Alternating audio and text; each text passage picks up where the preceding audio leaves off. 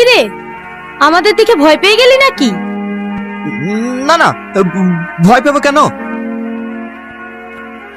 হ্যাঁ ম্যাডাম, আপনি ঠিকই ধরেছেন, আমি মিথ্যে কথা বলবো না।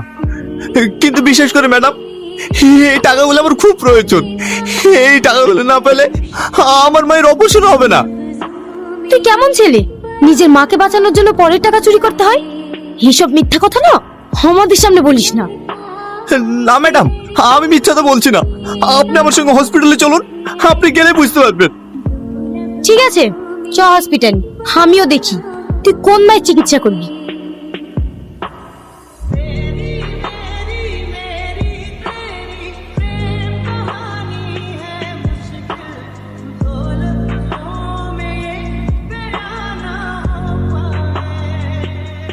বাবু, তোর সাথে পুলিশ কেনে?